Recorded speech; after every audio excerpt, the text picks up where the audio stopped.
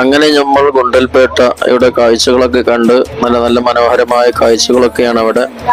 അവിടെ നമ്മൾ ഗുണ്ടൽപേട്ട അങ്ങാടിയിൽ എത്തുന്നതിന് മുമ്പ് കുറച്ച് ഒരു കിലോമീറ്റർ മുമ്പ് വണ്ടിന്റെ ടയർ പഞ്ചറായി. അങ്ങനെ പഞ്ചറൊക്കെ ശരിയാക്കി അങ്ങനെ അവിടെയുള്ള ചില കാഴ്ചകളൊക്കെ കണ്ട് ഒരു കരിക്കും കുടിച്ച് പിന്നെ അവിടുന്ന് കുറച്ച് വെള്ളം കുടിച്ച് പിന്നെ ബസ്സൊക്കെ റെഡി ആയതിന് ശേഷം നമ്മൾ അവിടെ നിന്ന് പുറപ്പെട്ട് അങ്ങനെ ഗുണ്ടൽപേട്ട അങ്ങാടിയിൽ എത്തിയപ്പോൾ അവിടുന്ന് ഭക്ഷണവും കഴിച്ച് നമ്മൾ അങ്ങനെ മൈസൂരിലേക്ക് ഇങ്ങനെ എത്തിക്കൊണ്ടിരിക്കുകയാണ്. വളരെ മനോഹരമായ റോഡായതുകൊണ്ട് തന്നെ തടസ്സങ്ങളൊന്നുമില്ലാതെ വേഗം എത്താൻ പറ്റി. അങ്ങനെ മൈസൂരിലെത്തി.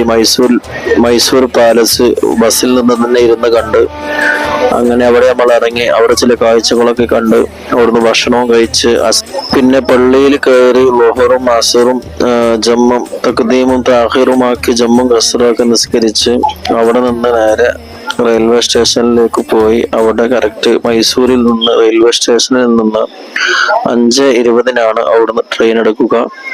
അങ്ങനെ വളരെ റാഹത്തായി ട്രെയിനിൽ കയറി 5:20 തന്നെ ട്രെയിന് അവിടുന്ന് പുറപ്പെട്ട് അൽഹംദുലില്ലാ അങ്ങനെ നമ്മൾ ട്രെയിനിലൂടെ ഇങ്ങനെ സഞ്ചരിച്ച് ബാംഗ്ലൂർ വഴി ഹൈദരാബാദിലേക്ക് ഇൻഷാ അല്ലാഹ് നാളെ രാവിലെ പുലർച്ചെ ഒരു 10 മണിയാകുമ്പോഴേക്ക് എത്തുന്നതാണ്.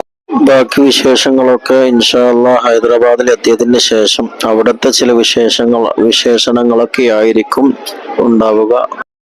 ഈ ചാനലില് പല ദർഗകളുടെയും പല മഹാന്മാരുടെയും പല കാഴ്ചകളും പല സിയാറത്ത് കേന്ദ്രങ്ങളും മദ്രസുമായി ബന്ധപ്പെട്ട കാര്യങ്ങളും നമ്മുടെ യാത്രയുമായി ബന്ധപ്പെട്ട പല കാര്യങ്ങളും ഈ ചാനലിൽ വരും.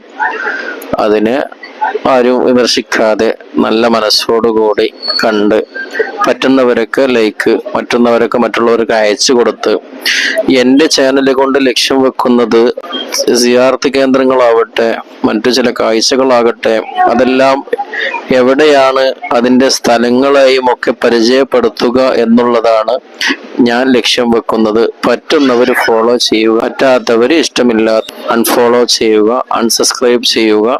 അല്ലാഹു ഞാൻ പറയുന്നതും നിങ്ങൾ കേൾക്കുന്നതുമെല്ലാം നല്ല അമലായി സ്വീകരിക്കട്ടെ.